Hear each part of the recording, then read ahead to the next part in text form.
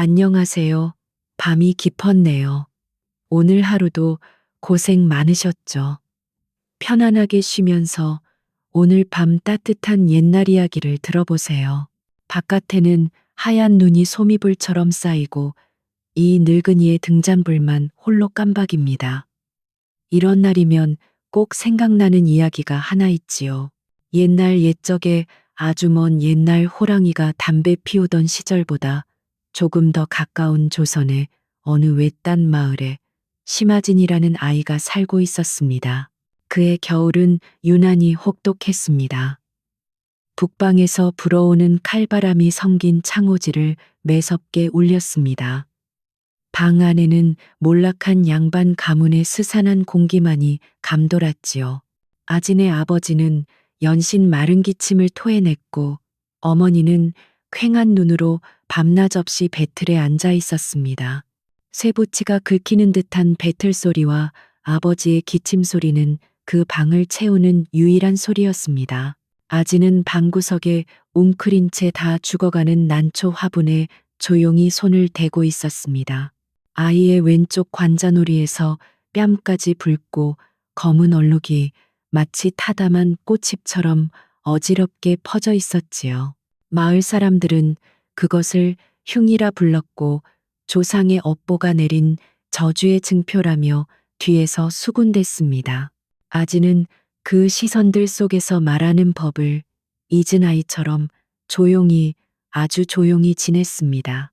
하지만 아진의 손길이 닿자 하얗게 얼어붙었던 난초의 잎사귀 끝이 아주 미세하게 정말 눈에 보이지도 않을 만큼 희미하게 푸른 빛을 되찾기 시작했습니다. 아이에게는 그런 따뜻한 손이 있었습니다. 짐승이든 초목이든 그 여린 손길에 기대어 다시 숨을 쉬곤 했지요. 아지는 제게 주어진 이 온기가 세상의 냉대와 맞바꾼 것이라 여기며 그저 묵묵히 제 앞에 놓인 연약한 생명들에만 온기를 불어넣을 뿐이었습니다. 그날 오후 매서운 바람을 뚫고 매파 노파가 굳은 얼굴로 찾아왔습니다. 어머니는 없는 살림에도 겨우 따뜻한 숭늉 한 그릇을 내어놓으며 신락 같은 기대를 걸었지만 노파의 눈은 싸늘했습니다. 노파는 아진의 얼굴에 머물던 시선을 마치 더러운 것을 본 듯 획 거두며 혀를 찼습니다. 쯧쯧.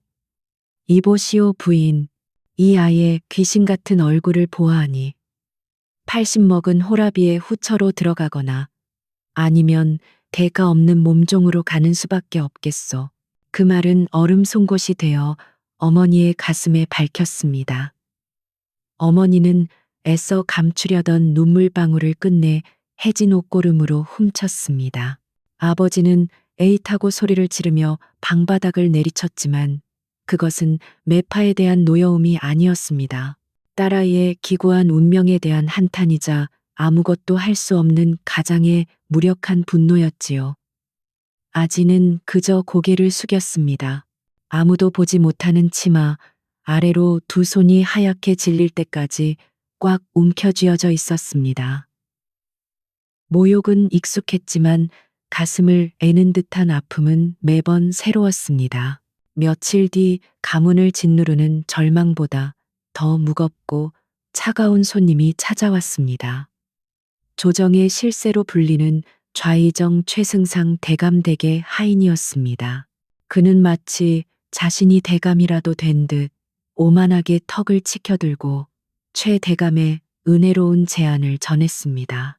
대감께서 자네 가문의 딱한 사정을 들으시고 크게 마음을 쓰셨네. 마침 북쪽 변방의 유배 중이신 이연 대군의 별채에 약초밭을 돌볼 하녀가 필요하다 하시더군. 하인은 방 안의 싸늘한 공기를 즐기듯 잠시 말을 끊었다가 잔인한 미소를 지으며 말을 이었습니다. 대감께서 그 영광스러운 자리를 대개 여식에게 내리겠다 하셨네. 이는 가문의 영광이 아닌가. 어서 큰 절을 올리게. 그 말을 듣는 순간 아진의 부모는 숨이 멎는 듯 했습니다. 이현 대군. 전장에서 수천의 목을 베어 살신, 즉 죽음을 몰고 다니는 신이라 불리는 자였습니다. 사람들은 그가 전장의 피비린내에 미쳐버렸다고도 했고, 혹은 그 자신이 인간이 아닌 악귀의 현신이라고도 했습니다. 그가 머무는 북쪽 변방의 별채는 귀신도 접근하길 꺼리는 죽음의 땅이라 소문이 자자했습니다. 더구나 그곳의 약초밭은 이미 오래전에 다 죽어버렸다는 것을 모르는 이가 없었습니다.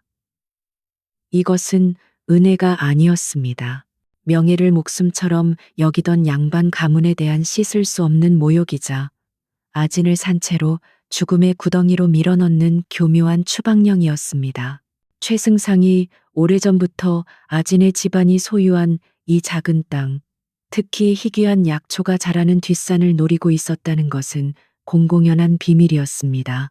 이 제안은 그 땅을 포기하라는 마지막 협박이었습니다.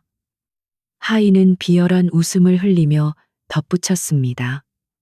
거절은 곧 대감의 뜻을 거역하는 것임을 명심하게. 아진은 아버지의 절망적인 신음과 그 자리에서 실신하는 어머니의 모습을 멍하니 바라보며 자신의 운명이 차가운 눈보라 속으로 결정되었음을 깨달았습니다. 아진이 그 끔찍한 별채로 보내지던 날, 하늘은 마치 세상의 종말이라도 고하듯 미친 듯이 눈을 퍼부었습니다. 좌의정의 하수인이었던 병사들은 짐승을 내버리듯 아진을 마차에서 끌어내렸습니다. 별채의 육중한 대문이 저 멀리 점처럼 보이는 언덕 아래였습니다. 그들은 마치 역병 환자를 보듯 아진을 멀리하고는 살신의 영역에 한 걸음도 더 들여놓을 수 없다는 듯 질겁하며 도망쳤습니다. 바람이 아진의 얇은 치맛자락을 칼날처럼 파고들었습니다. 숨을 쉴 때마다 폐부가 얼어붙는 것 같았고 눈은 속눈썹에 달라붙어 금세 얼어버렸습니다. 아진은 이를 악물고 눈 쌓인 길을 헤쳐나갔습니다. 흉터가 있는 뺨은 이미 감각을 잃어 돌처럼 차가웠습니다. 저 멀리 보이는 대문은 다가가려 할수록 더욱 멀어지는 듯 했습니다. 여기서 죽는구나. 아진은 처음으로 죽음이 두렵지 않다고 생각했습니다. 이 지긋지긋한 모욕과 냉대 속에서 사느니 차라리 이 새하얀 눈 속에서 차갑게 잠드는 것이 나을지도 모른다고 여겼습니다. 수백 번을 넘어지고 다시 일어서기를 반복했습니다. 무릎은 깨져 피가 났지만 피는 나오자마자 검붓게 얼어붙었습니다. 마침내 거대한 귀신이라도 나올 듯한 음산한 별채의 대문 앞에 이르렀을 때 아진의 몸은 더 이상 주인의 명을 듣지 않았습니다. 의식이 가물가물 멀어져 가며 그녀는 육중한 나무문 앞에서 힘없이 쓰러졌습니다. 차가운 나무의 감촉이 뺨에 와 닿았습니다. 이대로 끝이구나. 아진은 천천히 눈을 감았습니다. 그때였습니다. 귀가 찢어질 듯한 끼익 하는 쇳소리와 함께 굳게 닫혀있던 대문이 아주 조금 한 사람 드나들 틈만큼 열렸습니다. 틈 사이로 새어나온 것은 빛이 아니라 더 깊고 차가운 어둠이었습니다. 그리고 그 어둠 속에서 거대한 그림자가 솟아났습니다. 소문으로만 듣던 살신이연 대군이었습니다. 그는 아진이 상상했던 것보다 훨씬 더 거대하고 위압적이었습니다. 달빛이 희미하게 그의 얼굴을 비추었을 때 아진은 숨이 멎을 뻔했습니다. 전장에서 얻은 것이 분명한 흉터들이 그의 얼굴을 종횡으로 가로지르고 있었고 그 눈빛은 살아있는 사람의 것이라기엔 너무나 공허하고 차가웠습니다. 이현 대군은 쓰러진 아진을 마치 길가의 돌멩이처럼 무심하게 내려다보았습니다. 그의 입에서 나온 첫 마디는 짐승의 으르렁거림에 가까웠습니다. 꺼져라. 그 목소리는 쇠를 긁는 듯했고 그 안에 담긴 살기는 아진의 남은 온기마저 빼앗아 가는 듯했습니다. 보통 사람이라면 그 자리에서 오줌을 지리며 도망쳤을 것입니다. 하지만 아지는 거의 꺼져가는 의식 속에서 그 남자의 발치 옆에 놓인 작은 분재 분자의 화분을 보았습니다. 눈보라에 버려진 채 얼어붙어 가지 끝이 하얗게 죽어가고 있는 작은 소나무였습니다. 아지는 저도 모르게 마지막 남은 힘을 쥐어짜듯 손을 뻗었습니다. 나무가 죽어갑니다. 그 말은 목소리가 되지 못하고 입안에서 희미하게 흩어졌습니다. 그리고 그것이 아진의 마지막이었습니다. 그녀는 완전히 의식을 잃고 차가운 눈 속으로 쓰러졌습니다. 이현 대군의 눈썹이 아주 미세하게 꿈틀거렸습니다. 그는 이 기묘한 침입자를 잠시 더 내려다보다가 귀찮다는 듯 한숨을 내쉬며 아진의 작은 몸을 가볍게 들어 올렸습니다. 마치 젖은 나무단 하나를 들어 올리듯 가벼운 몸이었습니다.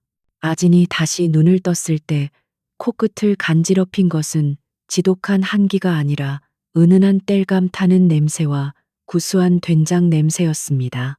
그녀는 자신이 따뜻한 아궁이 옆 집더미 위에 누워 있음을 깨달았습니다.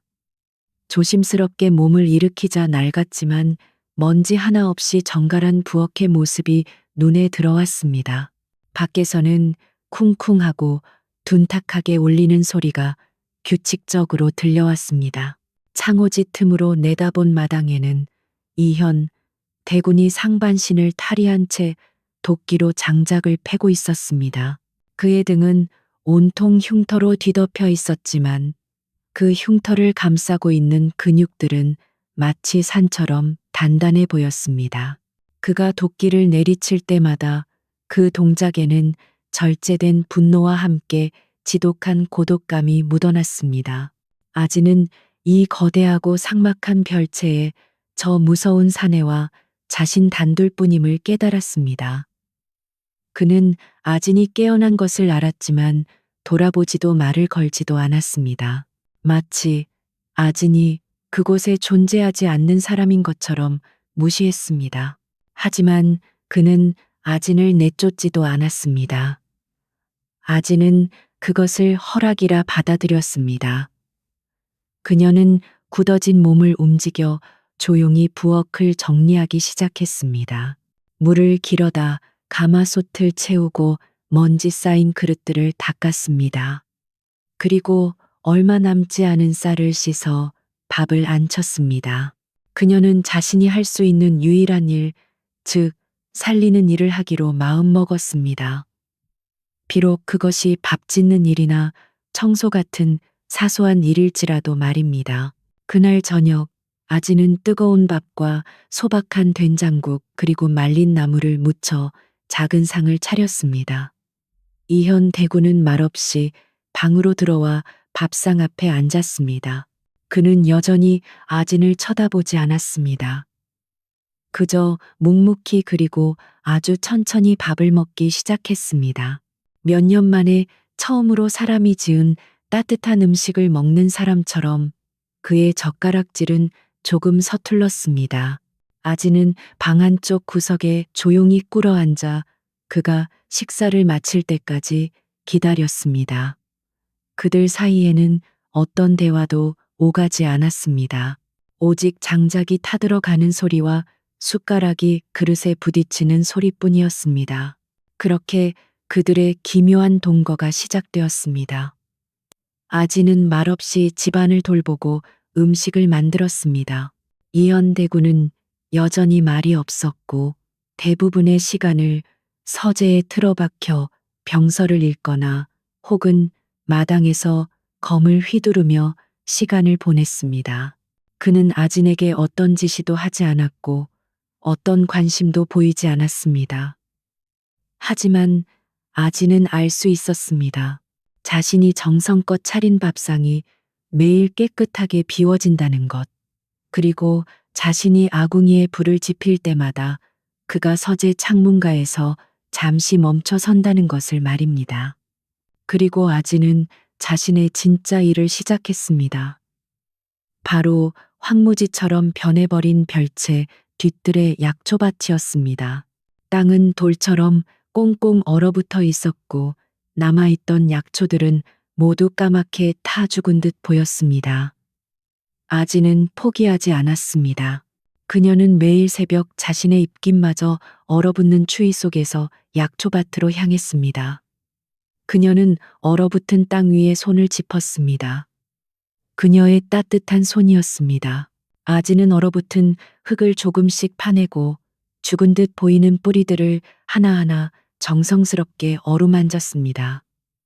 그녀는 마치 얼어붙은 아이를 달래듯 약초들에게 속삭였습니다. 괜찮아, 괜찮아. 봄이 올 거야. 내가 따뜻하게 해줄게. 그녀는 짚을 가져다 얼어붙은 뿌리를 덮어주고 자신의 체온으로 작은 씨앗들을 품었습니다. 그것은 불가능해 보이는 싸움이었습니다. 하지만 아진의 손길이 닿은 곳마다 아주 미약하게 남아 생명의 기운이 다시 돌기 시작했습니다. 이현 대군은 멀리서 그 모습을 지켜보곤 했습니다. 그 작은 계집아이가, 그 저주받은 얼굴을 한 계집아이가 이 죽음의 땅에서 대체 무엇을 하려는 것인지 그는 이해할 수 없었습니다. 겨울이 가장 깊은 골짜기에 다다른 어느 날 살을 내는 듯한 대안에 추위가 찾아왔습니다. 뼈마저 시리게 하는 그 한기는 이현 대군의 묵은 상처를 어김없이 헤집어 놓았습니다. 오래전 전장에서 얻은 그의 한쪽 다리를 불완전하게 만든 바로 그 상처였습니다. 고통은 단순한 아픔이 아니었습니다. 그것은 맹수처럼 그의 이성을 물어뜯었고 수천의 원혼이 그의 다리를 찢는 듯한 격통이었습니다. 이현은 며칠 밤낮으로 짐승처럼 신음하며 방문을 걸어 잠갔습니다. 별채의 공기는 그의 고통으로 인해 얼어붙다 못해 날카로운 칼날이 선 듯했습니다. 아지는 문 밖에서 그 고통의 소리를 고스란히 들었습니다. 그녀는 창고에 있는 모든 약재를 뒤져 약을 다려 바쳤지만 펄펄 끓는 약물이 그의 상처에 닿자마자 차갑게 식어버리는 듯 아무 소용이 없었습니다. 그의 생명력이 고통에 갉아먹히는 것이 느껴졌습니다. 그때 아진의 뇌리에 잊고 있던 기억 하나가 스쳤습니다. 아주 어릴 적 할머니에게서 들었던 이야기였습니다. 가장 추운 날 얼어붙은 절벽 끝에서만 자라는 뿌리가 있단다. 그것만이 죽음의 고통을 잠재울 수 있지. 아지는 망설이지 않았습니다. 그녀는 작은 호미 하나만을 든 채 눈보라가 휘몰아치는 밖으로 뛰쳐나갔습니다. 그것은 광기에 가까운 행동이었습니다. 반나절이 지나고 아지는 거의 숨이 끊어지기 직전의 모습으로 돌아왔습니다. 온몸이 얼어붙어 입술은 검푸른 색이었지만 그녀의 품속에는 하얀 눈 속에서 캐낸 김이 모락모락 나는 듯한 기이한 뿌리가 들려 있었습니다. 그녀는 남은 힘을 다해 그것을 지식여 방문을 박차고 들어가 고통으로 몸부림치는 이현의 상처에 발랐습니다. 놀라운 일이 벌어졌습니다. 불에 댄 듯 날뛰던 이현의 몸이 서서히 잠잠해졌습니다. 수년간 그를 괴롭혔던 지옥 같은 격통이 안개처럼 거쳐나갔습니다. 이현은 땀으로 젖은 눈을 힘겹게 떴습니다. 그리고 처음으로, 정말 처음으로 자신 앞에 선 작은 아이를 보았습니다. 저주받은 흉터가 아니라 눈보라에 젖어 자신을 걱정스럽게 바라보는 그 맑고 깊은 눈동자를 말입니다. 추위가 한풀 꺾일 무렵 별채에 예기치 않은 손님이 닥쳤습니다. 바로 좌의정 최승상이 보낸 행차였습니다. 대리인으로 온 자는 최 대감의 수족과도 같은 교활한 집사였습니다. 그는 살신의 별채라는 것도 잊은 듯 오만한 태도로 마당에 들어서며 약초밭을 돌보기에 자격 미달인 아진을 다시 데려가겠노라 통보했습니다. 그것은 핑계에 불과했습니다. 그의 진짜 목적은 아진이 살아있는지 그리고 이현 대군이 소문대로 쇠약해졌는지를 확인하는 것이었습니다. 집사는 텅 빈 약초밭을 기대했으나 눈 속에서도 푸른 기운을 잃지 않은 밭을 보고는 심기가 뒤틀렸습니다. 그는 마침내 아진을 발견하고는 경멸이 가득한 목소리로 외쳤습니다. 이런 흉측한 괴물이 감히 대군의 거처를 더럽히고 있었구나. 썩 나오지 못할까. 집사의 하수인들이 아진의 팔을 거칠게 잡아 끌려던 순간이었습니다. 아진은 공포에 질렸지만 이번에는 도망치거나 고개를 숙이지 않았습니다. 그녀는 꼿꼿이 서서 자신을 괴물이라 부른 자를 노려보았습니다. 하지만 하수인들의 힘을 당해낼 수는 없었습니다. 그녀의 몸이 질질 끌려가려던 바로 그때였습니다. 카앙쇠가 울리는 날카로운 소리와 함께 거대한 검 한 자루가 아진과 하수인들 사이에 얼어붙은 땅에 깊숙이 밝혔습니다. 검은 여전히 피비린내를 풍기는 듯했습니다. 아직 병색이 완연한 이현 대군이 절뚝거리며 문가에 서 있었습니다. 그는 아무 말도 하지 않았습니다. 그저 그들을 바라볼 뿐이었습니다. 하지만 그의 눈에서 뿜어져 나오는 살기는 그 어떤 칼보다도 차갑고 무서웠습니다. 수천의 목을 벤 장수의 살기는 평범한 인간이 감당할 수 있는 것이 아니었습니다. 집사와 하수인들은 그 자리에서 다리가 풀려 얼음바닥에 주저앉고 말았습니다. 그들은 비명조차 지르지 못하고 엉금엉금 기어서 도망쳤습니다. 아지는 처음으로 자신의 뒤에 누군가 서 있다는 든든함을 느꼈습니다. 그녀는 당당히 허리를 펴고 도망치는 그들의 뒷모습을 끝까지 지켜보았습니다. 그날 이후 아진의 약초밭에는 기적이 일어났습니다. 그녀의 따뜻한 손이 닿은 땅은 마치 봄을 만난 듯 혹독한 겨울 추위 속에서도 온갖 희귀한 약초들을 피워냈습니다. 심지어 왕실의 내의원에서도 구하지 못하는 귀한 약초들이 밭을 가득 메웠습니다. 죽음의 땅이라 불리던 곳이 생명의 땅으로 변한 것입니다. 이현 대군은 그 모습을 묵묵히 지켜보았습니다. 그리고는 오랫동안 닫혀있던 군량 및 창고의 문을 열었습니다. 그가 전쟁을 대비해 비축해 두었던 곡식이었습니다. 인근 마을 사람들은 최대감의 가혹한 수탈과 연이은 흉작으로 굶어 죽기 직전이었습니다. 이현은 그들에게 아낌없이 곡식을 나누어 주기 시작했습니다. 굶주림이 해결되자 이번에는 역병이 돌았습니다. 아지는 망설이지 않았습니다. 그녀는 자신이 정성껏 키운 귀한 약초들을 아낌없이 다려 병든 백성들에게 나누어 주었습니다. 그녀의 따뜻한 손은 이제 상처 입은 뿌리뿐만 아니라 병든 사람들의 몸과 마음까지 어루만졌습니다. 소문은 바람을 타고 빠르게 퍼져나갔습니다. 살신이 사는 저주받은 별채에 가면 살 수 있다는 희망의 속삭임이었습니다. 사람들은 더 이상 그곳을 두려워하지 않았습니다. 그들은 이현 대군을 살신이 아닌 자신들을 살리는 장군이라 불렀고 아진을 약초, 성녀라 부르며 따랐습니다. 죽음의 별채는 마침내 가난하고 병든 자들을 구하는 활인서가 되었습니다. 자신이 보낸 하수인이 혼비백산하여 돌아오고 심지어 변방의 민심이 살신에게 돌아가고 있다는 소식이 당도하자 좌의정 최승상의 분노는 극에 달했습니다. 그의 음험한 계략이 하찮은 계집아이 하나로 인해 어그러진 것을 참을 수 없었습니다. 게다가 이현 대군이 자신의 비리를 은밀히 조사하고 있었다는 첩보까지 입수하자 그는 더 이상 기다릴 수 없었습니다. 그는 즉시 어전으로 나아가 피를 토하는 듯한 상소를 올렸습니다. 전하 통촉하여 주시옵소서. 이현 대군이 변방에서 군량미를 무단으로 비축하고 사사로 이 약초를 재배하며 흉흉한 민심을 규합하고 있사옵니다. 이는 명백한 역모의 징조가 아니옵니까?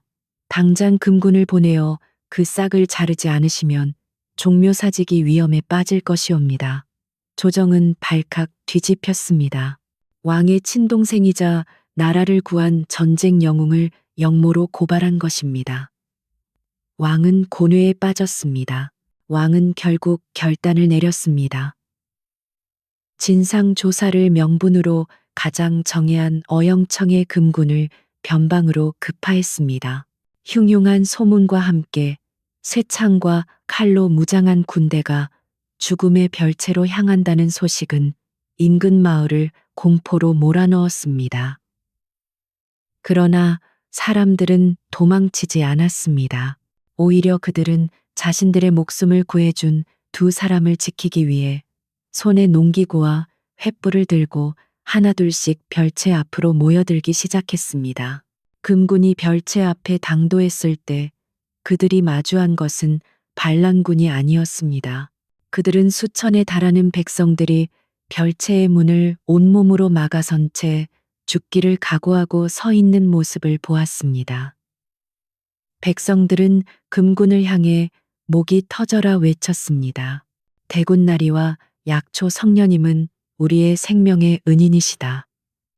그분들을 해하려거든 우리를 먼저 밟고 가라 장엄하고도 처절한 광경이었습니다. 그때였습니다. 굳게 닫혔던 별채의 문이 열리고 이현 대군이 아진의 부축을 받으며 천천히 걸어 나왔습니다. 그는 더 이상 절뚝거리지 않았습니다. 비록 흉터는 남았지만 그의 걸음은 산처럼 굳건했습니다. 그는 갑옷도 칼도 차고 있지 않았습니다. 그의 손에는 오직 낡은 나무 괴짝 하나만이 들려 있었습니다. 이현 대군은 금군 대장 앞에 섰습니다. 그는 괴짝을 열어 그 안에 든 것을 내보였습니다. 그것은 무기가 아니었습니다. 그것은 지난 수년간 최승상이 변방의 백성들을 착취하고 군량미를 빼돌리며 온갖 부정부패를 저지른 죄목이 낱낱이 기록된 피눈물의 장부였습니다. 그가 살신이라는 오명을 뒤집어 쓴 채 변방에 머물렀던 진짜 이유였습니다. 모든 진실이 밝혀지는 순간이었습니다. 왕은 동생의 충심과 최승상의 간악함을 깨닫고 대노하였습니다. 최승상은 모든 관직을 박탈당하고 차명에 처해졌으며 그가 부당하게 축적한 모든 재산은 몰수되어 굶주린 백성들에게 고스란히 돌아갔습니다. 살신의 누명은 벗겨졌고 그는 영모자가 아닌 백성을 구한 진정한 영웅으로 다시 서게 되었습니다. 그리고 마침내 길고 혹독했던 겨울이 가고 따뜻한 봄이 찾아왔습니다. 죽음의 땅이라 불리던 북방의 별채는 조선에서 가장 큰 약초원이자 병든 이들을 치료하는 의원이 되었습니다. 아진과 이현은 만개한 작약꽃이 가득한 약초밭 사이에 나란히 서 있었습니다. 봄햇살 아래 아진의 뺨에 있던 붉은 얼룩은 더 이상 저주의 흉터가 아니었습니다. 그것은 마치 가장 붉고 탐스러운 모란꽃 한 송이가 피어난 듯 눈부시게 빛나고 있었습니다. 한때 온 조정이 두려워했던 살신 이현 대군은 이제는 세상에서 가장 따뜻한 눈빛으로 자신의 아내인 아진의 그 흉터를 부드럽게 어루만졌습니다. 그들은 편견과 절망의 잿더미 속에서 서로를 구원했고 가장 강인한 사랑의 집을 지어 올렸습니다. 아진의 품에는 그들의 사랑의 결실인 건강한 아이가 따스한 봄볕 아래 새근새근 잠들어 있었습니다. 그 후로 사람들은 흉측한 얼룩을 가졌던 여자와 무서운 살신이라 불렸던 남자가 어떻게 서로의 상처를 보듬고 가장 위대한 생명을 피워냈는지에 대해 오래오래 이야기했답니다. 자, 이야기는 여기까지입니다. 이제 등잔불을 꺼야겠네요. 부디 따뜻하고 복된 꿈을 꾸시길. 안녕하세요. 밤이 깊었네요. 오늘 하루도 고생 많으셨죠. 편안하게 쉬면서 오늘 밤 따뜻한 옛날 이야기를 들어보세요. 바깥에는 하얀 눈이 소미불처럼 쌓이고 이 늙은이의 등잔불만 홀로 깜박입니다. 이런 날이면 꼭 생각나는 이야기가 하나 있지요. 옛날 옛적에 아주 먼 옛날 호랑이가 담배 피우던 시절보다 조금 더 가까운 조선의 어느 외딴 마을에 심아진이라는 아이가 살고 있었습니다. 그의 겨울은 유난히 혹독했습니다. 북방에서 불어오는 칼바람이 성긴 창호지를 매섭게 울렸습니다. 방 안에는 몰락한 양반 가문의 스산한 공기만이 감돌았지요. 아진의 아버지는 연신 마른 기침을 토해냈고 어머니는 퀭한 눈으로 밤낮 없이 배틀에 앉아 있었습니다. 쇠붙이가 긁히는 듯한 배틀 소리와 아버지의 기침 소리는 그 방을 채우는 유일한 소리였습니다. 아진은 방구석에 웅크린 채 다 죽어가는 난초 화분에 조용히 손을 대고 있었습니다. 아이의 왼쪽 관자놀이에서 뺨까지 붉고 검은 얼룩이 마치 타담한 꽃잎처럼 어지럽게 퍼져 있었지요. 마을 사람들은 그것을 흉이라 불렀고 조상의 업보가 내린 저주의 증표라며 뒤에서 수군댔습니다. 아지는 그 시선들 속에서 말하는 법을 잊은 아이처럼 조용히 아주 조용히 지냈습니다. 하지만 아진의 손길이 닿자 하얗게 얼어붙었던 난초의 잎사귀 끝이 아주 미세하게 정말 눈에 보이지도 않을 만큼 희미하게 푸른 빛을 되찾기 시작했습니다. 아이에게는 그런 따뜻한 손이 있었습니다. 짐승이든 초목이든 그 여린 손길에 기대어 다시 숨을 쉬곤 했지요. 아지는 제게 주어진 이 온기가 세상의 냉대와 맞바꾼 것이라 여기며 그저 묵묵히 제 앞에 놓인 연약한 생명들에만 온기를 불어넣을 뿐이었습니다. 그날 오후 매서운 바람을 뚫고 매파 노파가 굳은 얼굴로 찾아왔습니다. 어머니는 없는 살림에도 겨우 따뜻한 숭늉 한 그릇을 내어놓으며 신락 같은 기대를 걸었지만 노파의 눈은 싸늘했습니다. 노파는 아진의 얼굴에 머물던 시선을 마치 더러운 것을 본 듯 획 거두며 혀를 찼습니다. 쯧쯧. 이보시오 부인. 이 아이의 귀신 같은 얼굴을 보아하니 80 먹은 호라비의 후처로 들어가거나 아니면 대가 없는 몸종으로 가는 수밖에 없겠소. 그 말은 얼음 송곳이 되어 어머니의 가슴에 밝혔습니다. 어머니는 애써 감추려던 눈물방울을 끝내 해진 옷고름으로 훔쳤습니다. 아버지는 에잇하고 소리를 지르며 방바닥을 내리쳤지만 그것은 매파에 대한 노여움이 아니었습니다. 딸아이의 기구한 운명에 대한 한탄이자 아무것도 할 수 없는 가장의 무력한 분노였지요. 아지는 그저 고개를 숙였습니다. 아무도 보지 못하는 치마 아래로 두 손이 하얗게 질릴 때까지 꽉 움켜쥐어져 있었습니다. 모욕은 익숙했지만 가슴을 애는 듯한 아픔은 매번 새로웠습니다. 며칠 뒤 가문을 짓누르는 절망보다 더 무겁고 차가운 손님이 찾아왔습니다. 조정의 실세로 불리는 좌의정 최승상 대감댁의 하인이었습니다. 그는 마치 자신이 대감이라도 된 듯 오만하게 턱을 치켜들고 최 대감의 은혜로운 제안을 전했습니다. 대감께서 자네 가문의 딱한 사정을 들으시고 크게 마음을 쓰셨네. 마침 북쪽 변방에 유배 중이신 이현 대군의 별채에 약초밭을 돌볼 하녀가 필요하다 하시더군. 하인은 방 안의 싸늘한 공기를 즐기듯 잠시 말을 끊었다가 잔인한 미소를 지으며 말을 이었습니다. 대감께서 그 영광스러운 자리를 대개 여식에게 내리겠다 하셨네. 이는 가문의 영광이 아닌가.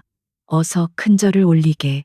그 말을 듣는 순간 아진의 부모는 숨이 멎는 듯 했습니다.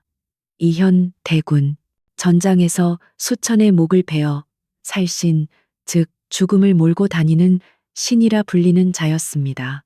사람들은 그가 전장의 피비린내에 미쳐버렸다고도 했고, 혹은 그 자신이 인간이 아닌 악귀의 현신이라고도 했습니다.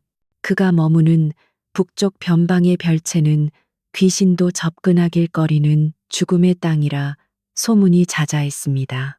더구나 그곳의 약초밭은 이미 오래전에 다 죽어버렸다는 것을 모르는 이가 없었습니다.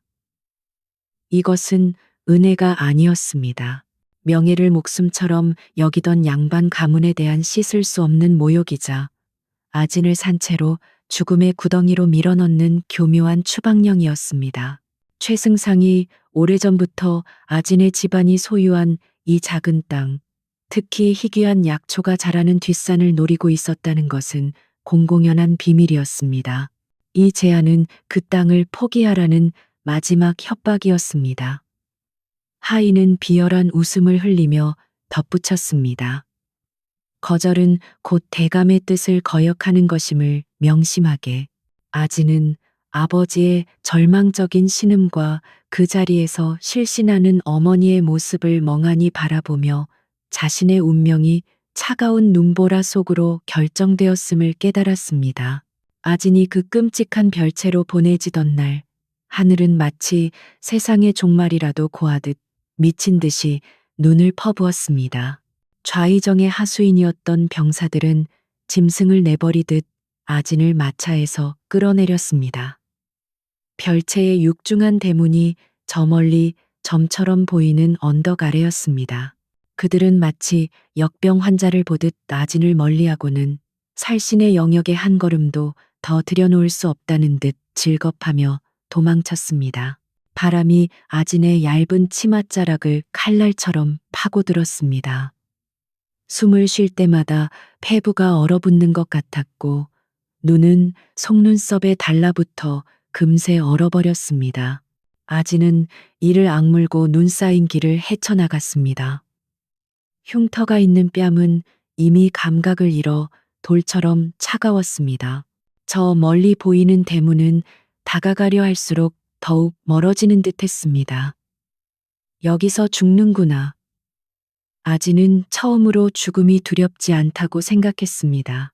이 지긋지긋한 모욕과 냉대 속에서 사느니 차라리 이 새하얀 눈 속에서 차갑게 잠드는 것이 나을지도 모른다고 여겼습니다. 수백 번을 넘어지고 다시 일어서기를 반복했습니다. 무릎은 깨져 피가 났지만 피는 나오자마자 검붓게 얼어붙었습니다. 마침내 거대한 귀신이라도 나올 듯한 음산한 별채의 대문 앞에 이르렀을 때 아진의 몸은 더 이상 주인의 명을 듣지 않았습니다. 의식이 가물가물 멀어져 가며 그녀는 육중한 나무문 앞에서 힘없이 쓰러졌습니다.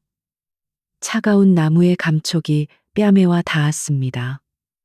이대로 끝이구나. 아진은 천천히 눈을 감았습니다. 그때였습니다.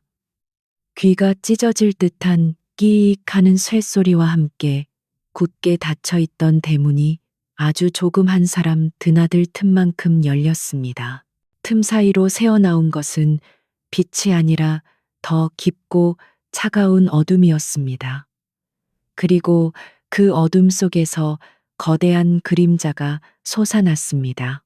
소문으로만 듣던 살신이연 대군이었습니다. 그는 아진이 상상했던 것보다 훨씬 더 거대하고 위압적이었습니다. 달빛이 희미하게 그의 얼굴을 비추었을 때 아진은 숨이 멎을 뻔했습니다. 전장에서 얻은 것이 분명한 흉터들이 그의 얼굴을 종횡으로 가로지르고 있었고 그 눈빛은 살아있는 사람의 것이라기엔 너무나 공허하고 차가웠습니다. 이현 대군은 쓰러진 아진을 마치 길가의 돌멩이처럼 무심하게 내려다보았습니다. 그의 입에서 나온 첫 마디는 짐승의 으르렁거림에 가까웠습니다. 꺼져라. 그 목소리는 쇠를 긁는 듯했고 그 안에 담긴 살기는 아진의 남은 온기마저 빼앗아 가는 듯했습니다.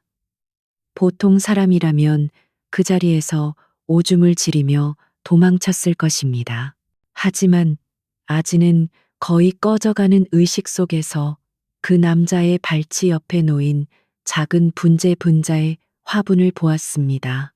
눈보라에 버려진 채 얼어붙어 가지 끝이 하얗게 죽어가고 있는 작은 소나무였습니다. 아지는 저도 모르게 마지막 남은 힘을 쥐어짜듯 손을 뻗었습니다. 나무가 죽어갑니다. 그 말은 목소리가 되지 못하고 입안에서 희미하게 흩어졌습니다. 그리고 그것이 아진의 마지막이었습니다. 그녀는 완전히 의식을 잃고 차가운 눈 속으로 쓰러졌습니다. 이현 대군의 눈썹이 아주 미세하게 꿈틀거렸습니다.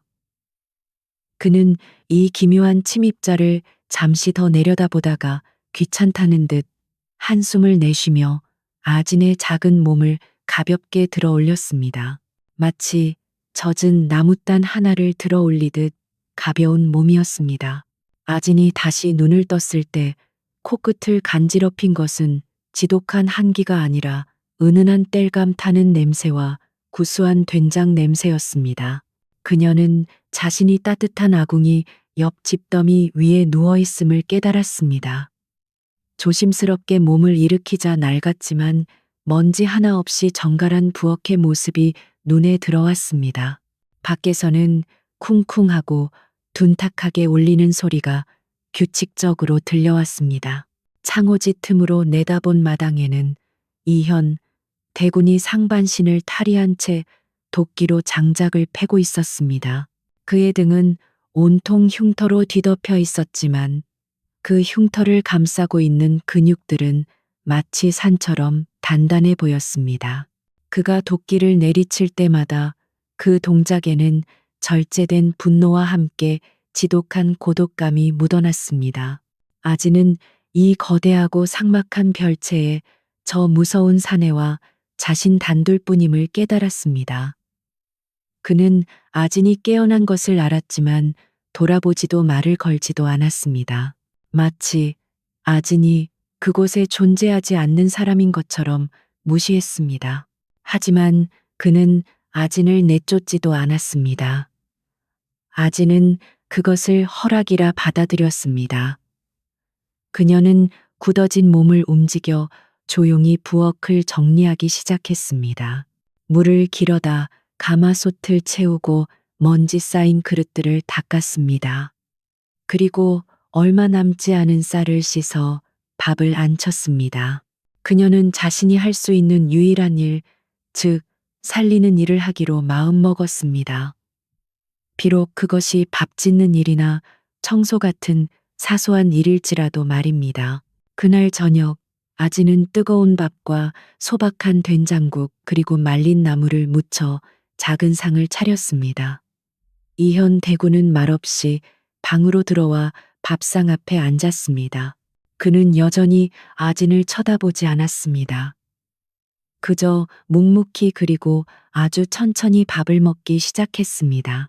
몇 년 만에 처음으로 사람이 지은 따뜻한 음식을 먹는 사람처럼 그의 젓가락질은 조금 서툴렀습니다.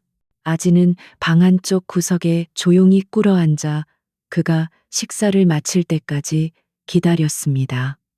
그들 사이에는 어떤 대화도 오가지 않았습니다. 오직 장작이 타들어가는 소리와 숟가락이 그릇에 부딪히는 소리뿐이었습니다. 그렇게 그들의 기묘한 동거가 시작되었습니다. 아지는 말없이 집안을 돌보고 음식을 만들었습니다. 이현 대군은 여전히 말이 없었고 대부분의 시간을 서재에 틀어박혀 병서를 읽거나 혹은 마당에서 검을 휘두르며 시간을 보냈습니다. 그는 아진에게 어떤 지시도 하지 않았고 어떤 관심도 보이지 않았습니다. 하지만 아진은 알 수 있었습니다. 자신이 정성껏 차린 밥상이 매일 깨끗하게 비워진다는 것. 그리고 자신이 아궁이에 불을 지필 때마다 그가 서재 창문가에서 잠시 멈춰 선다는 것을 말입니다. 그리고 아진은 자신의 진짜 일을 시작했습니다. 바로 황무지처럼 변해버린 별채 뒤뜰의 약초밭이었습니다. 땅은 돌처럼 꽁꽁 얼어붙어 있었고 남아있던 약초들은 모두 까맣게 타 죽은 듯 보였습니다. 아지는 포기하지 않았습니다. 그녀는 매일 새벽 자신의 입김마저 얼어붙는 추위 속에서 약초밭으로 향했습니다. 그녀는 얼어붙은 땅 위에 손을 짚었습니다. 그녀의 따뜻한 손이었습니다. 아지는 얼어붙은 흙을 조금씩 파내고 죽은 듯 보이는 뿌리들을 하나하나 정성스럽게 어루만졌습니다. 그녀는 마치 얼어붙은 아이를 달래듯 약초들에게 속삭였습니다. 괜찮아, 괜찮아. 봄이 올 거야. 내가 따뜻하게 해줄게. 그녀는 짚을 가져다 얼어붙은 뿌리를 덮어주고 자신의 체온으로 작은 씨앗들을 품었습니다. 그것은 불가능해 보이는 싸움이었습니다. 하지만 아진의 손길이 닿은 곳마다 아주 미약하게 남아 생명의 기운이 다시 돌기 시작했습니다. 이현 대군은 멀리서 그 모습을 지켜보곤 했습니다. 그 작은 계집아이가, 그 저주받은 얼굴을 한 계집아이가 이 죽음의 땅에서 대체 무엇을 하려는 것인지 그는 이해할 수 없었습니다. 겨울이 가장 깊은 골짜기에 다다른 어느 날 살을 내는 듯한 대안에 추위가 찾아왔습니다. 뼈마저 시리게 하는 그 한기는 이현 대군의 묵은 상처를 어김없이 헤집어 놓았습니다. 오래전 전장에서 얻은 그의 한쪽 다리를 불완전하게 만든 바로 그 상처였습니다. 고통은 단순한 아픔이 아니었습니다. 그것은 맹수처럼 그의 이성을 물어뜯었고 수천의 원혼이 그의 다리를 찢는 듯한 격통이었습니다. 이현은 며칠 밤낮으로 짐승처럼 신음하며 방문을 걸어 잠갔습니다. 별채의 공기는 그의 고통으로 인해 얼어붙다 못해 날카로운 칼날이 선듯했습니다. 아지는 문 밖에서 그 고통의 소리를 고스란히 들었습니다. 그녀는 창고에 있는 모든 약재를 뒤져 약을 다려 바쳤지만 펄펄 끓는 약물이 그의 상처에 닿자마자 차갑게 식어버리는 듯 아무 소용이 없었습니다. 그의 생명력이 고통에 갉아먹히는 것이 느껴졌습니다. 그때 아진의 뇌리에 잊고 있던 기억 하나가 스쳤습니다. 아주 어릴 적 할머니에게서 들었던 이야기였습니다. 가장 추운 날 얼어붙은 절벽 끝에서만 자라는 뿌리가 있단다. 그것만이 죽음의 고통을 잠재울 수 있지. 아지는 망설이지 않았습니다. 그녀는 작은 호미 하나만을 든 채 눈보라가 휘몰아치는 밖으로 뛰쳐나갔습니다. 그것은 광기에 가까운 행동이었습니다. 반나절이 지나고 아지는 거의 숨이 끊어지기 직전의 모습으로 돌아왔습니다. 온몸이 얼어붙어 입술은 검푸른 색이었지만 그녀의 품속에는 하얀 눈 속에서 캐낸 김이 모락모락 나는 듯한 기이한 뿌리가 들려 있었습니다. 그녀는 남은 힘을 다해 그것을 지식여 방문을 박차고 들어가 고통으로 몸부림치는 이현의 상처에 발랐습니다. 놀라운 일이 벌어졌습니다. 불에 댄 듯 날뛰던 이현의 몸이 서서히 잠잠해졌습니다. 수년간 그를 괴롭혔던 지옥 같은 격통이 안개처럼 거쳐나갔습니다. 이현은 땀으로 젖은 눈을 힘겹게 떴습니다. 그리고 처음으로, 정말 처음으로 자신 앞에 선 작은 아이를 보았습니다. 저주받은 흉터가 아니라 눈보라에 젖어 자신을 걱정스럽게 바라보는 그 맑고 깊은 눈동자를 말입니다. 추위가 한풀 꺾일 무렵 별채에 예기치 않은 손님이 닥쳤습니다. 바로 좌의정 최승상이 보낸 행차였습니다. 대리인으로 온 자는 최 대감의 수족과도 같은 교활한 집사였습니다. 그는 살신의 별채라는 것도 잊은 듯 오만한 태도로 마당에 들어서며 약초밭을 돌보기에 자격 미달인 아진을 다시 데려가겠노라 통보했습니다. 그것은 핑계에 불과했습니다. 그의 진짜 목적은 아진이 살아있는지, 그리고 이현대군이 소문대로 쇠약해졌는지를 확인하는 것이었습니다. 집사는 텅 빈 약초밭을 기대했으나 눈 속에서도 푸른 기운을 잃지 않은 밭을 보고는 심기가 뒤틀렸습니다. 그는 마침내 아진을 발견하고는 경멸이 가득한 목소리로 외쳤습니다. 이런 흉측한 괴물이 감히 대군의 거처를 더럽히고 있었구나. 썩 나오지 못할까. 집사의 하수인들이 아진의 팔을 거칠게 잡아 끌려던 순간이었습니다. 아진은 공포에 질렸지만 이번에는 도망치거나 고개를 숙이지 않았습니다. 그녀는 꼿꼿이 서서 자신을 괴물이라 부른 자를 노려보았습니다. 하지만 하수인들의 힘을 당해낼 수는 없었습니다. 그녀의 몸이 질질 끌려가려던 바로 그때였습니다. 카앙쇠가 울리는 날카로운 소리와 함께 거대한 검 한 자루가 아진과 하수인들 사이에 얼어붙은 땅에 깊숙이 밝혔습니다. 검은 여전히 피비린내를 풍기는 듯했습니다. 아직 병색이 완연한 이현 대군이 절뚝거리며 문가에 서 있었습니다. 그는 아무 말도 하지 않았습니다.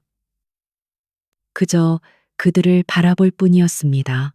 하지만 그의 눈에서 뿜어져 나오는 살기는 그 어떤 칼보다도 차갑고 무서웠습니다. 수천의 목을 벤 장수의 살기는 평범한 인간이 감당할 수 있는 것이 아니었습니다. 집사와 하수인들은 그 자리에서 다리가 풀려 얼음바닥에 주저앉고 말았습니다. 그들은 비명조차 지르지 못하고 엉금엉금 기어서 도망쳤습니다. 아지는 처음으로 자신의 뒤에 누군가 서 있다는 든든함을 느꼈습니다. 그녀는 당당히 허리를 펴고 도망치는 그들의 뒷모습을 끝까지 지켜보았습니다. 그날 이후 아진의 약초밭에는 기적이 일어났습니다. 그녀의 따뜻한 손이 닿은 땅은 마치 봄을 만난 듯 혹독한 겨울 추위 속에서도 온갖 희귀한 약초들을 피워냈습니다. 심지어 왕실의 내의원에서도 구하지 못하는 귀한 약초들이 밭을 가득 메웠습니다. 죽음의 땅이라 불리던 곳이 생명의 땅으로 변한 것입니다. 이현 대군은 그 모습을 묵묵히 지켜보았습니다. 그리고는 오랫동안 닫혀있던 군량 및 창고의 문을 열었습니다. 그가 전쟁을 대비해 비축해 두었던 곡식이었습니다. 인근 마을 사람들은 최대감의 가혹한 수탈과 연이은 흉작으로 굶어 죽기 직전이었습니다. 이현은 그들에게 아낌없이 곡식을 나누어 주기 시작했습니다. 굶주림이 해결되자 이번에는 역병이 돌았습니다. 아지는 망설이지 않았습니다. 그녀는 자신이 정성껏 키운 귀한 약초들을 아낌없이 다려 병든 백성들에게 나누어 주었습니다. 그녀의 따뜻한 손은 이제 상처 입은 뿌리뿐만 아니라 병든 사람들의 몸과 마음까지 어루만졌습니다. 소문은 바람을 타고 빠르게 퍼져나갔습니다. 살신이 사는 저주받은 별채에 가면 살 수 있다는 희망의 속삭임이었습니다. 사람들은 더 이상 그곳을 두려워하지 않았습니다. 그들은 이현 대군을 살신이 아닌 자신들을 살리는 장군이라 불렀고 아진을 약초, 성녀라 부르며 따랐습니다. 죽음의 별채는 마침내 가난하고 병든 자들을 구하는 활인서가 되었습니다. 자신이 보낸 하수인이 혼비백산하여 돌아오고 심지어 변방의 민심이 살신에게 돌아가고 있다는 소식이 당도하자 좌의정 최승상의 분노는 극에 달했습니다. 그의 음험한 계략이 하찮은 계집아이 하나로 인해 어그러진 것을 참을 수 없었습니다. 게다가 이현 대군이 자신의 비리를 은밀히 조사하고 있었다는 첩보까지 입수하자 그는 더 이상 기다릴 수 없었습니다. 그는 즉시 어전으로 나아가 피를 토하는 듯한 상소를 올렸습니다. 전하 통촉하여 주시옵소서. 이현 대군이 변방에서 군량미를 무단으로 비축하고 사사로 이 약초를 재배하며 흉흉한 민심을 규합하고 있사옵니다. 이는 명백한 역모의 징조가 아니옵니까? 당장 금군을 보내어 그 싹을 자르지 않으시면 종묘사직이 위험에 빠질 것이옵니다. 조정은 발칵 뒤집혔습니다. 왕의 친동생이자 나라를 구한 전쟁 영웅을 역모로 고발한 것입니다. 왕은 곤회에 빠졌습니다. 왕은 결국 결단을 내렸습니다. 진상 조사를 명분으로 가장 정예한 어영청의 금군을 변방으로 급파했습니다. 흉흉한 소문과 함께 쇠창과 칼로 무장한 군대가 죽음의 별채로 향한다는 소식은 인근 마을을 공포로 몰아넣었습니다. 그러나 사람들은 도망치지 않았습니다.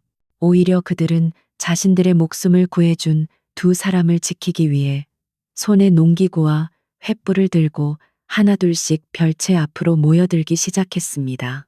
금군이 별채 앞에 당도했을 때 그들이 마주한 것은 반란군이 아니었습니다. 그들은 수천에 달하는 백성들이 별채의 문을 온몸으로 막아선 채 죽기를 각오하고 서 있는 모습을 보았습니다. 백성들은 금군을 향해 목이 터져라 외쳤습니다. 대군나리와 약초 성녀님은 우리의 생명의 은인이시다. 그분들을 해하려거든 우리를 먼저 밟고 가라 장엄하고도 처절한 광경이었습니다. 그때였습니다. 굳게 닫혔던 별채의 문이 열리고 이현 대군이 아진의 부축을 받으며 천천히 걸어 나왔습니다. 그는 더 이상 절뚝거리지 않았습니다. 비록 흉터는 남았지만 그의 걸음은 산처럼 굳건했습니다. 그는 갑옷도 칼도 차고 있지 않았습니다.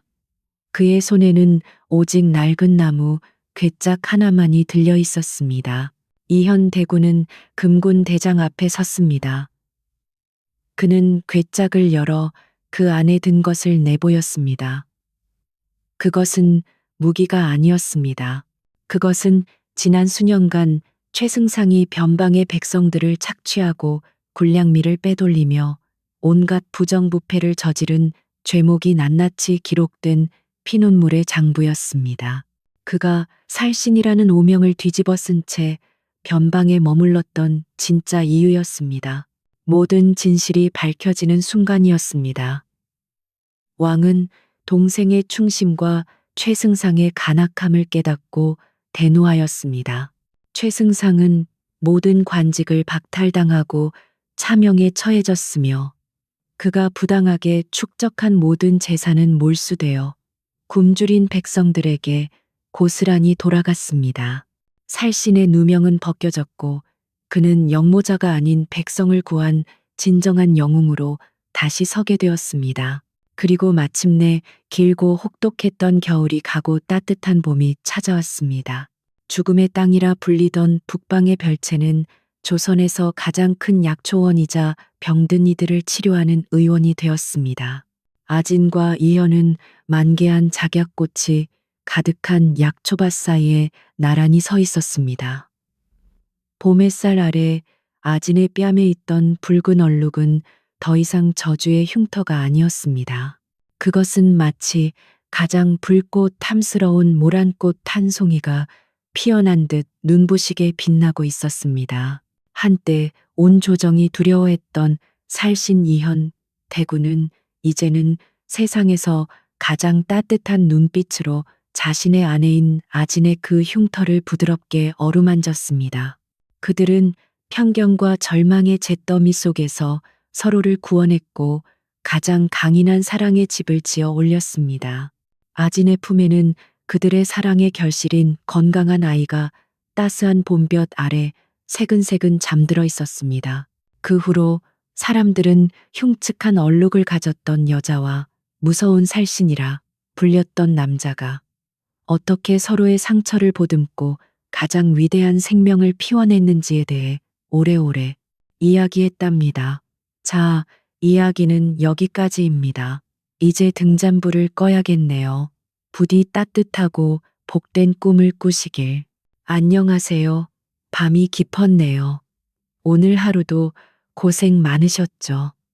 편안하게 쉬면서 오늘 밤 따뜻한 옛날 이야기를 들어보세요. 바깥에는 하얀 눈이 소미불처럼 쌓이고 이 늙은이의 등잔불만 홀로 깜박입니다. 이런 날이면 꼭 생각나는 이야기가 하나 있지요. 옛날 옛적에 아주 먼 옛날 호랑이가 담배 피우던 시절보다 조금 더 가까운 조선에 어느 외딴 마을에 심아진이라는 아이가 살고 있었습니다.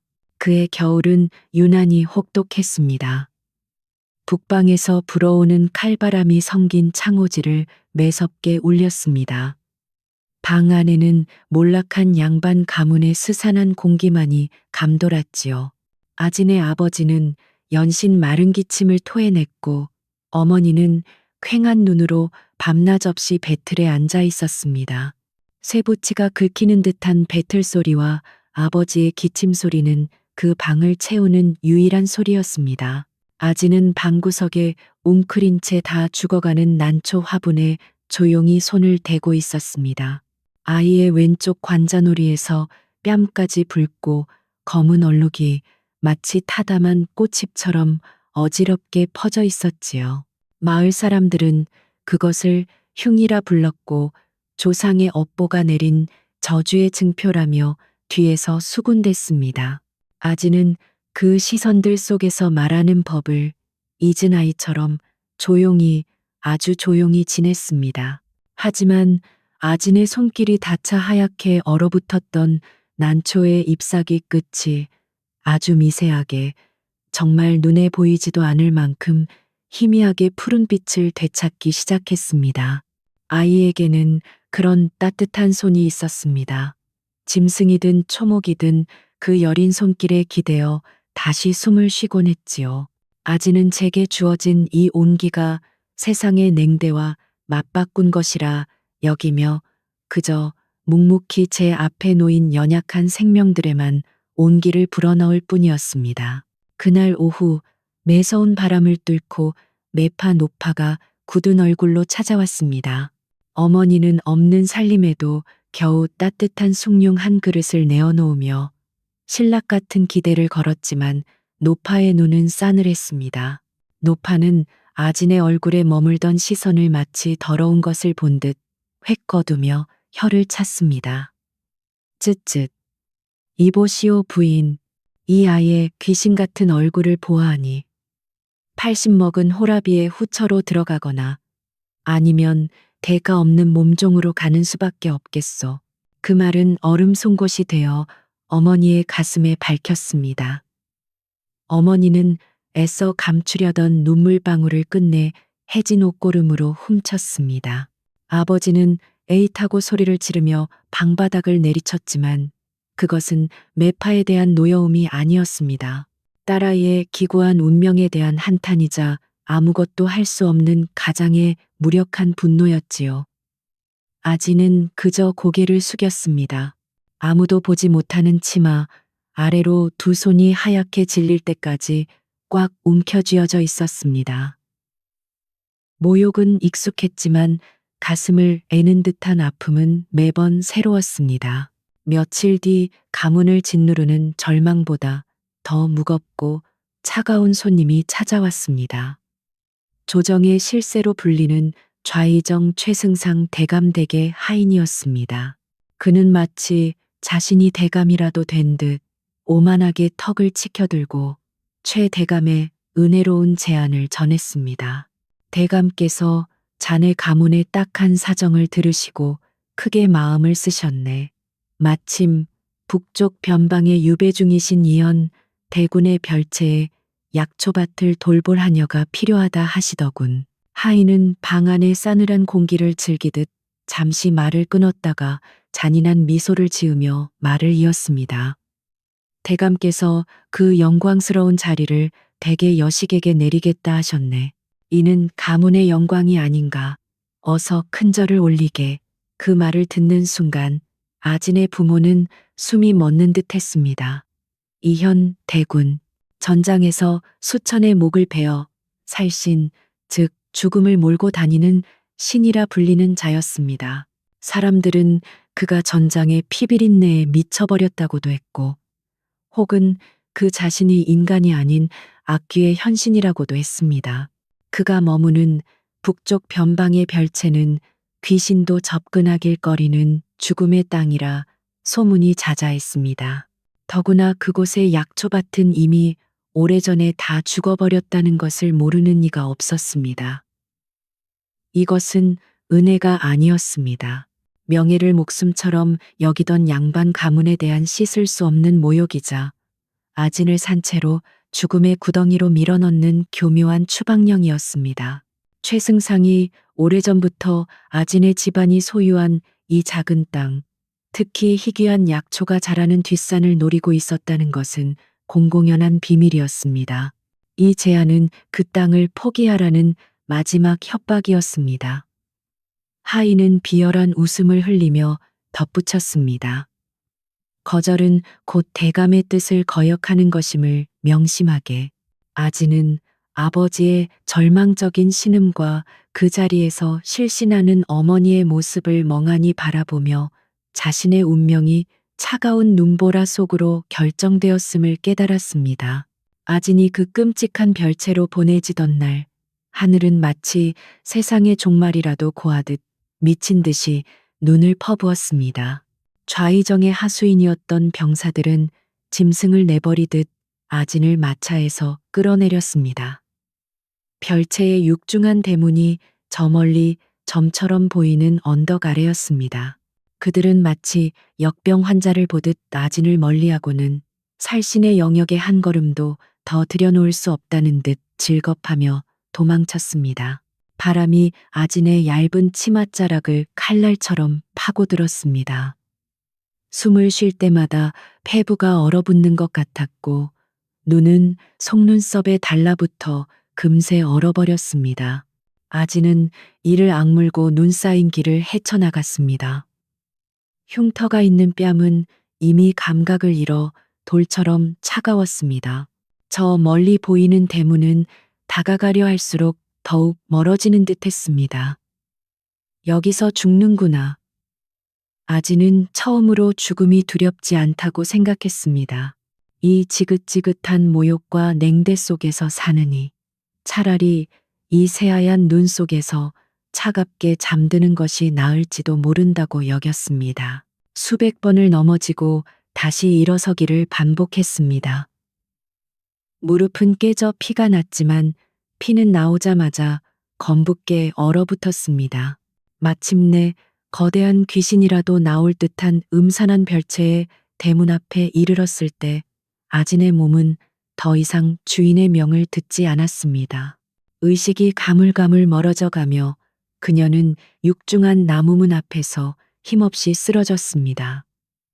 차가운 나무의 감촉이 뺨에 와 닿았습니다. 이대로 끝이구나. 아지는 천천히 눈을 감았습니다.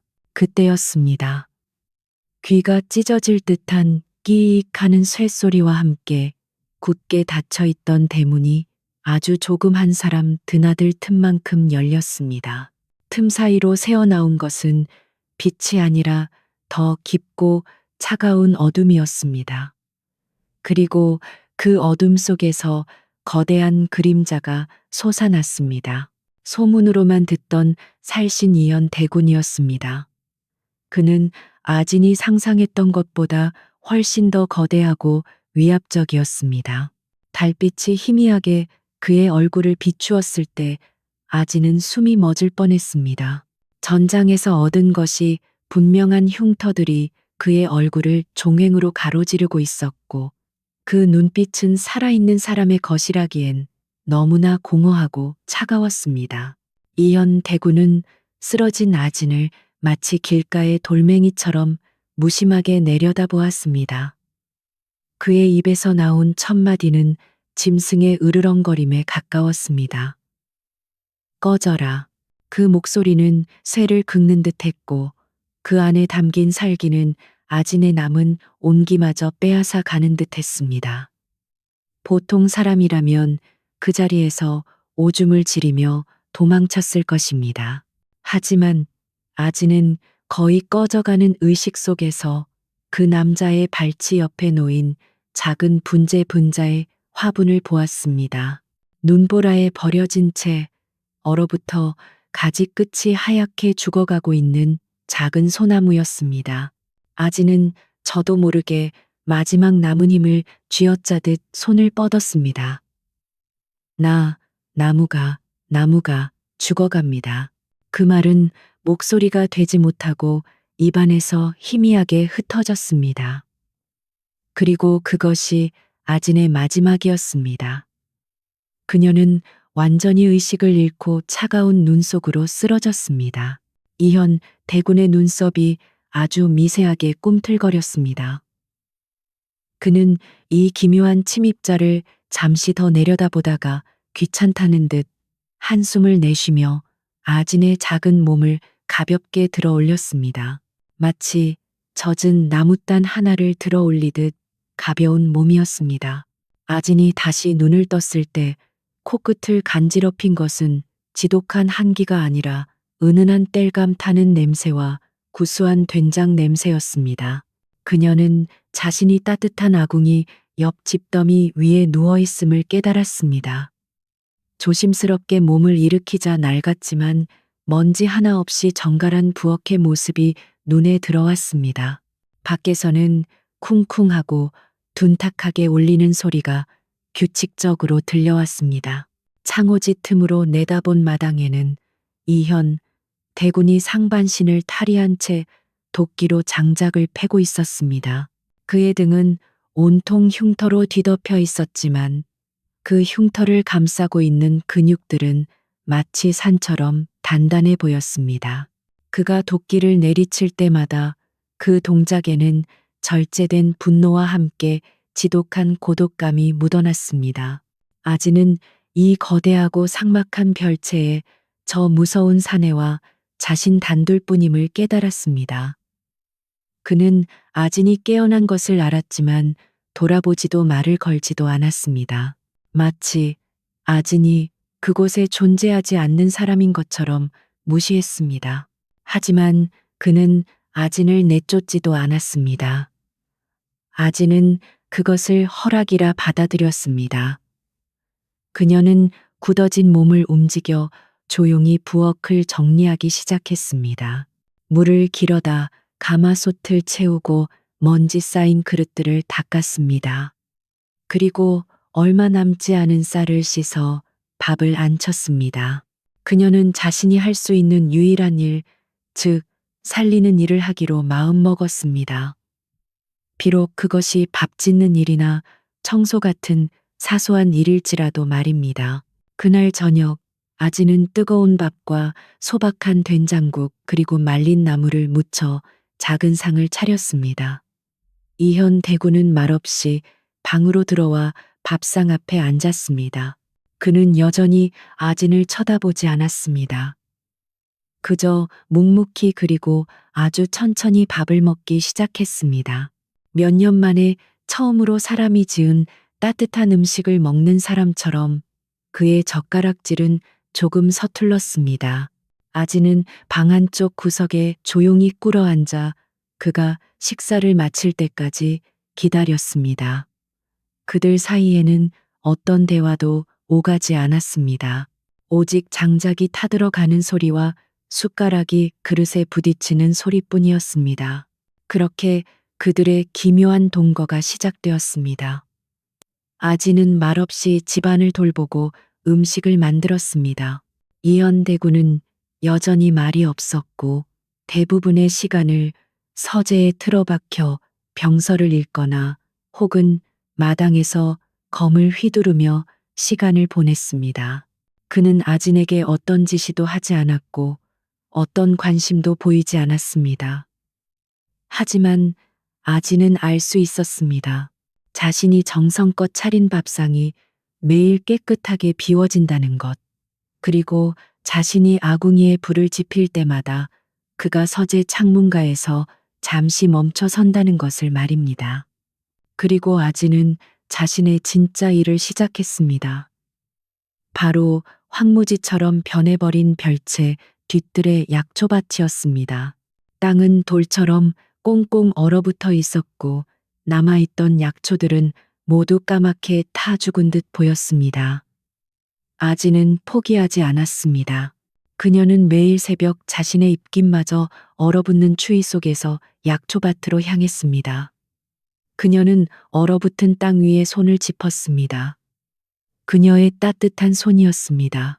아지는 얼어붙은 흙을 조금씩 파내고 죽은 듯 보이는 뿌리들을 하나하나 정성스럽게 어루만졌습니다. 그녀는 마치 얼어붙은 아이를 달래듯 약초들에게 속삭였습니다. 괜찮아, 괜찮아. 봄이 올 거야. 내가 따뜻하게 해줄게. 그녀는 짚을 가져다 얼어붙은 뿌리를 덮어주고 자신의 체온으로 작은 씨앗들을 품었습니다. 그것은 불가능해 보이는 싸움이었습니다. 하지만 아진의 손길이 닿은 곳마다 아주 미약하게 남아 생명의 기운이 다시 돌기 시작했습니다. 이현 대군은 멀리서 그 모습을 지켜보곤 했습니다. 그 작은 계집아이가, 그 저주받은 얼굴을 한 계집아이가 이 죽음의 땅에서 대체 무엇을 하려는 것인지 그는 이해할 수 없었습니다. 겨울이 가장 깊은 골짜기에 다다른 어느 날 살을 내는 듯한 대안에 추위가 찾아왔습니다.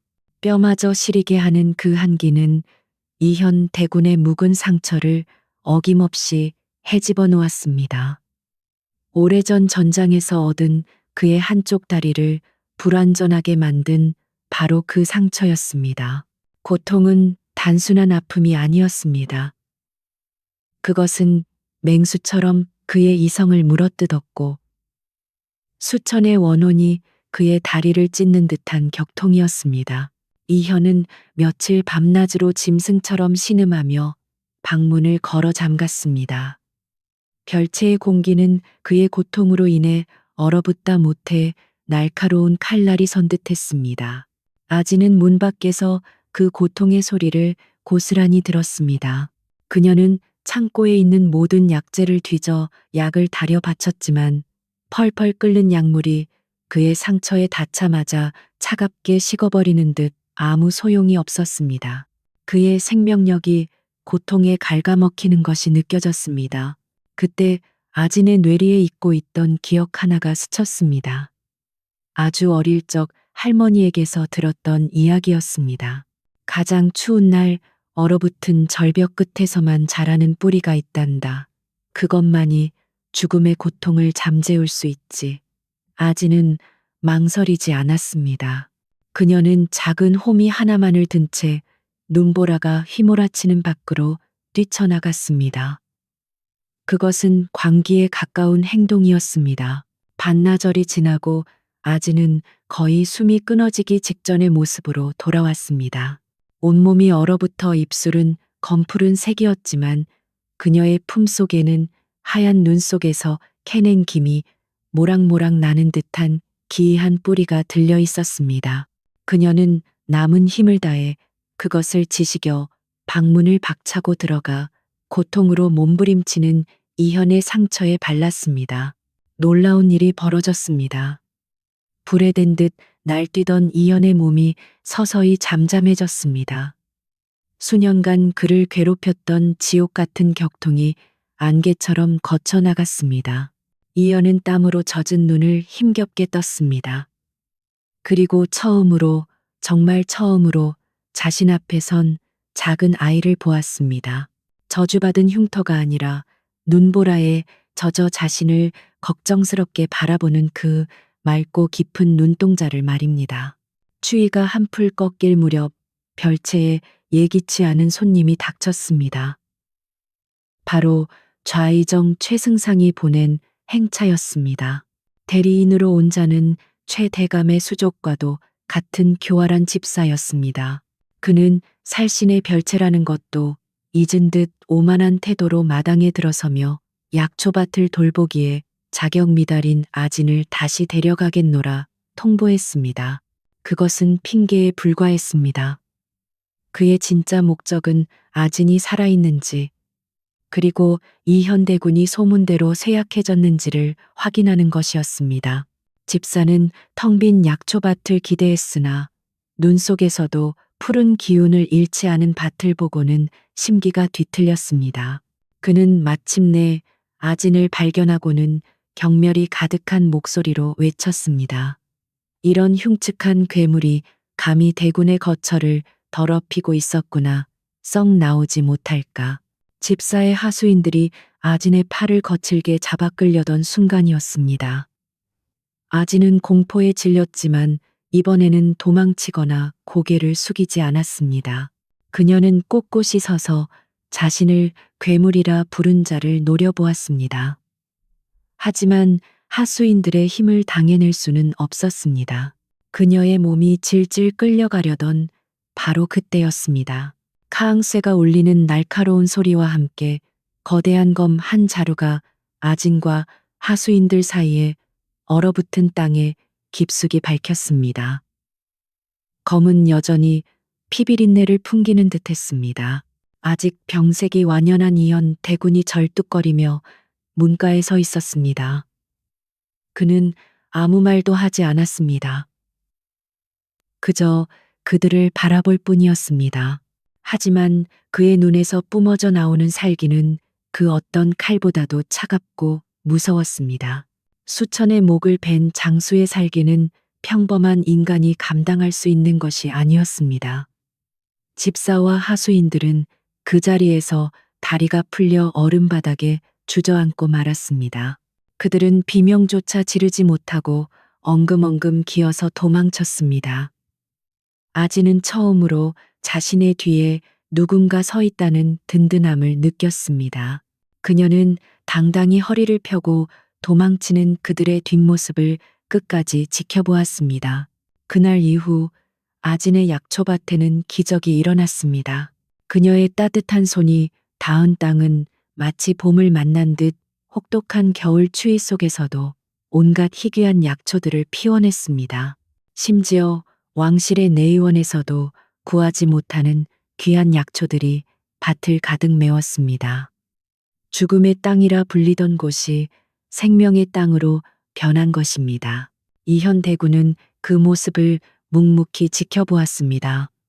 그리고는 오랫동안 닫혀있던 군량 및 창고의 문을 열었습니다.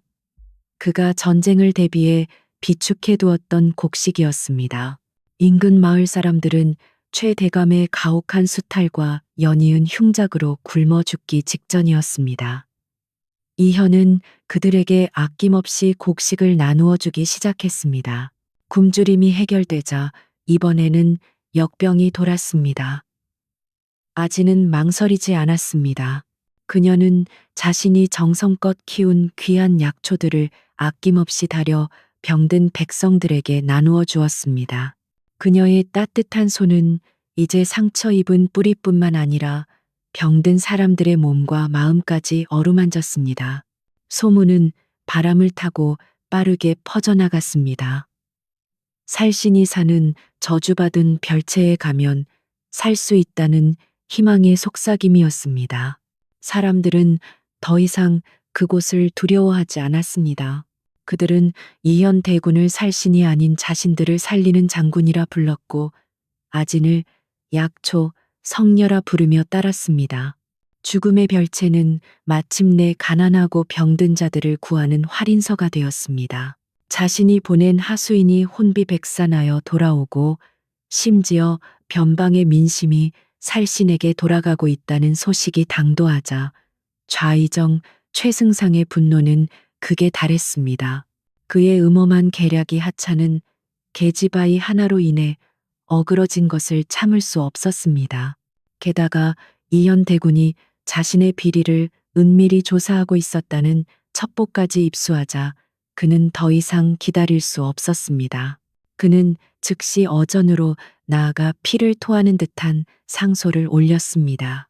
전하 통촉하여 주시옵소서. 이현 대군이 변방에서 군량미를 무단으로 비축하고 사사로 이 약초를 재배하며 흉흉한 민심을 규합하고 있사옵니다. 이는 명백한 역모의 징조가 아니옵니까? 당장 금군을 보내어 그 싹을 자르지 않으시면 종묘사직이 위험에 빠질 것이옵니다. 조정은 발칵 뒤집혔습니다. 왕의 친동생이자 나라를 구한 전쟁 영웅을 역모로 고발한 것입니다. 왕은 곤회에 빠졌습니다. 왕은 결국 결단을 내렸습니다. 진상 조사를 명분으로 가장 정예한 어영청의 금군을 변방으로 급파했습니다. 흉흉한 소문과 함께 쇠창과 칼로 무장한 군대가 죽음의 별채로 향한다는 소식은 인근 마을을 공포로 몰아넣었습니다. 그러나 사람들은 도망치지 않았습니다. 오히려 그들은 자신들의 목숨을 구해준 두 사람을 지키기 위해 손에 농기구와 횃불을 들고 하나둘씩 별채 앞으로 모여들기 시작했습니다. 금군이 별채 앞에 당도했을 때 그들이 마주한 것은 반란군이 아니었습니다. 그들은 수천에 달하는 백성들이 별채의 문을 온몸으로 막아선 채 죽기를 각오하고 서 있는 모습을 보았습니다. 백성들은 금군을 향해 목이 터져라 외쳤습니다. 대군나리와 약초 성녀님은 우리의 생명의 은인이시다. 그분들을 해하려거든 우리를 먼저 밟고 가라 장엄하고도 처절한 광경이었습니다. 그때였습니다. 굳게 닫혔던 별채의 문이 열리고 이연 대군이 아진의 부축을 받으며 천천히 걸어 나왔습니다. 그는 더 이상 절뚝거리지 않았습니다. 비록 흉터는 남았지만 그의 걸음은 산처럼 굳건했습니다. 그는 갑옷도 칼도 차고 있지 않았습니다.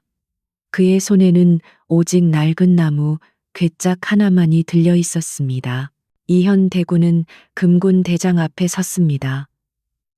그는 괴짝을 열어 그 안에 든 것을 내보였습니다. 그것은 무기가 아니었습니다. 그것은 지난 수년간 최승상이 변방의 백성들을 착취하고 군량미를 빼돌리며 온갖 부정부패를 저지른 죄목이 낱낱이 기록된 피눈물의 장부였습니다.